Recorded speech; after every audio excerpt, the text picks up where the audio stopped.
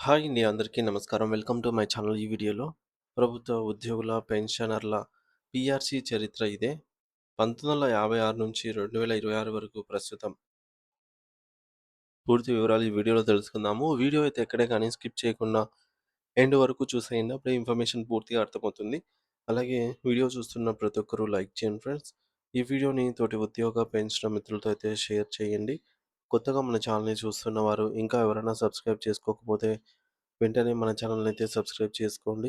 Subscribe చేసుకోవటం వల్ల నేను చేసే ప్రతి ఒక్క వీడియో మీ వరకు రీచ్ అవుతుంది. ఇక ఆలస్యం చేయకుండా వివరాల్లోకైతే వెళ్ళిపోదాము. ఫ్రెండ్స్, ఇక విషయానికొచ్చినట్లయితే 1956లో ఉమ్మడి ఆంధ్రప్రదేశ్ రాష్ట్రం ఏర్పడిన నాటి నుండి ఆ నిర్ణయం వల్ల అత్యధికంగా నష్టపోయిన మొదటి సామాజిక వర్గం ఎవరంటే అది నిస్సందేహంగా ప్రభుత్వ ఉద్యోగులే అని తేల్చి చెప్పవచ్చు. అప్పటి నుండి నేటి వరకు వివిధ ప్రాంతాల మధ్య వేతనాల విషయంలో తీవ్రమైన అసమానతలు కొనసాగుతూనే ఉన్నాయి. ఈ వేతన వివక్ష అనేది కేవలం అంకెలకు సంబంధించినది మాత్రమే కాదు. అది ఉద్యోగుల ఆత్మగౌరవానికి సంబంధించిన అంశంగా అయితే మారింది. అందుకే ప్రత్యేక తెలంగాణ రాష్ట్ర సాధన ఉద్యమ సమయంలో ఈ యొక్క వేతన అసమానతలు మరియు ఉద్యోగ అవకాశాల్లో జరుగుతున్న అన్యాయం అనేది ఒక ప్రధాన ఎజెండాగా మారి ప్రతి ఉద్యోగి గుండెల్లో కూడా నిరసన జ్వాలలను రగిలించింది. 1956 నుండి 2014 వరకు సుమారు 58 ఏళ్ల ఉమ్మడి రాష్ట్ర పాలనలో వివిధ ప్రభుత్వాలు మొత్తం 10 సార్లు పే రివిజన్ కమిషన్ పీఆర్సీని ఏర్పాటు చేశాయి. అయితే ఈ యొక్క కమిషన్ల చరిత్రను గమనిస్తే ఉద్యోగులకు జరిగిన అన్యాయం స్పష్టంగా కనిపిస్తుంది. ఉదాహరణకు 1958 మరియు 1965లో వేసిన పీఆర్సీల ద్వారా ఉద్యోగుల జీతాల్లో కనీసం మార్పు కూడా రాలేదన్నమాట. దీనివల్ల పెరుగుతున్న ధరలకు అనుగుణంగా జీతాలు పెరగక ఉద్యోగుల ఆర్థిక స్థితిగతులు దారుణంగా దెబ్బతిన్నాయి. ఇక 1982 పీఆర్సీకి సంబంధించి 1986 మరియు 1993 కాలంలో వచ్చిన పీఆర్సీలు ఉద్యోగుల ఆశలపై నీళ్లు చల్లాయని చెప్పాలి. ఆ సమయంలో పీఆర్సీ కమిషన్లు కేవలం 10% మేరకే వేతనాల పెంపును అంటే ఫిట్మెంట్‌తో ప్రతిపాదిస్తే అప్పటి ప్రభుత్వాలు ఎటువంటి అభ్యంతరం లేకుండా ఆ స్వల్ప పెంపునే అమలు చేశాయి. మరి దీనివల్ల గూడా పొరుగు రాష్ట్రాలతో పోలిస్తే ఆంధ్రప్రదేశ్ రాష్ట్ర ప్రభుత్వ ఉద్యోగులు అత్యంత తక్కువ జీతాలు తీసుకునే వారిగా మిగిలిపోయారు. ఇకపోతే 1999లో జస్టిస్ పొన్నయ్య నేతృత్వంలోని కమిటీ 15% ఫిట్మెంట్‌ను సిఫార్సు చేసింది. ఆ సమయంలో ఉద్యోగ సంఘాలు చేసిన తీవ్రమైన పోరాటాలు మరియు ఒత్తిడి కారణంగా అప్పటి ముఖ్యమంత్రి శ్రీ నారా చంద్రబాబు నాయుడు గారు ఆ పెంపును 15% కాస్త 25%కి పెంచి మరి అమలు చేశారు. అయితే చంద్రబాబు గారి హయాంలో ఉద్యోగులు ఒకవైపు జీతాల పెంపు పొందినా, మరోవైపు తీవ్రమైన వేధింపులకి గురయ్యారని చెప్పక తప్పదు. ఆయనను అనుసరించిన సంస్కరణల వల్ల ప్రభుత్వ ఉద్యోగులకు రావాల్సిన 9 విడతల కరువు భత్యం, డీఏ ఇవ్వకుండా నిలిపివేసి వారిని తీవ్రంగా ఇబ్బంది అయితే పెట్టారు. మరి ప్రస్తుత సంస్థలను ప్రైవేటీకరణ చేయాలనే లక్ష్యంతో ప్రభుత్వ సర్వీసుల్లో కాంట్రాక్టు మరియు ఔట్‌సోర్సింగ్ విధానాలను పెద్ద ఎత్తున ప్రోత్సహించారు. ఉద్యోగులు నిత్యం అభద్రతా భావంతో ఉంటేనే క్రమశిక్షణతో పనిచేస్తారు అనే వైఖరితో ఆయన వ్యవహరించటం వల్ల ఉద్యోగ సంఘాలు నిత్యం ఆందోళన చేయాల్సి అయితే వచ్చింది. ఫలితంగా చంద్రబాబు గారి ఓటమిలో ఉద్యోగుల ఆగ్రహం కూడా ఒక కీలక పాత్ర పోషించిందని చెప్పక తప్పదు. ఆ తర్వాతి కాలంలో డాక్టర్ దివంగత నేత వైఎస్ రాజశేఖర రెడ్డి గారి ప్రభుత్వం వస్తే తమ కష్టాలు తీరుతాయని చెప్పి ఉద్యోగులు ఎంతో ఆశపడ్డారు. కానీ 2005లో జస్టిస్ జగన్నాథ్ రెడ్డి కమిషన్ కేవలం 15% ఫిట్మెంట్‌ను ప్రతిపాదించగా, వైఎస్ఆర్ గారు దాన్ని 16%కి మాత్రమే పెంచి అమలు చేసింది. మరి చంద్రబాబును ఓడించిన తమను ఆదరించే ప్రభుత్వం వచ్చిందనే సంతోషంలో ఉన్న ఉద్యోగులు ఆ స్వల్ప పెంపును కూడా మౌనంగా అప్పట్లో అంగీకరించారు.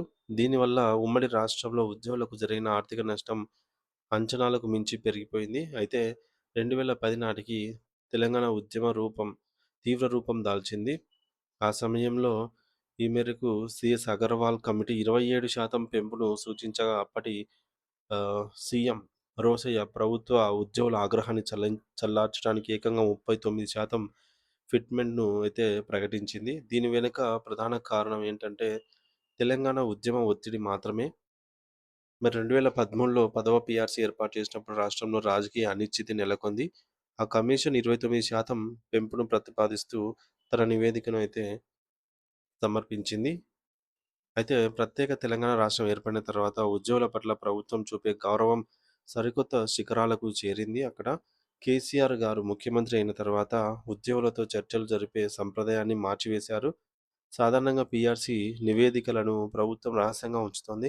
కానీ కేసీఆర్ గారు ఆ నివేదికను ఉద్యోగ సంఘాల నేతలకు నేరుగా అందించి, ఇది మీ ప్రభుత్వం. మీరే నిర్ణయించుకోండి అని చెప్పడం చరిత్రలో ఒక అద్భుతమైన ఘట్టం.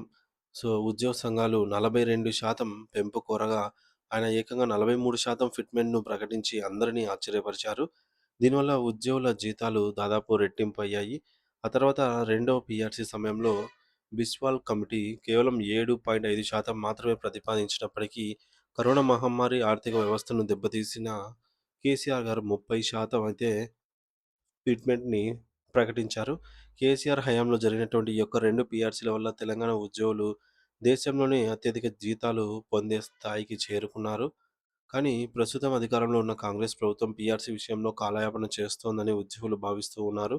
ఎన్నికల ప్రచారంలో భాగంగా 6 నెలల్లో పీఆర్సీ అమలు చేస్తాము, ఇస్తామని చెప్పేసి హామీ ఇచ్చిన కాంగ్రెస్ ప్రభుత్వం నేటికి ఆ దిశగా అడుగులు వేయకపోవడం అనేది గమనార్హం. అసెంబ్లీలో ప్రతిపక్ష నాయకులు కేటీఆర్ మరియు హరీష్ రావు గారు పీఆర్సీ కోసం నిలదీస్తే, ప్రభుత్వం ఏకంగా గడువును సెప్టెంబర్ 2026 వరకు ఆహ్, పొడిగింపు కోరింది. సో, ఇది ఉద్యోగుల పట్ల ప్రభుత్వానికి ఉన్న ఉదాసీనతను తెలియజేస్తోంది.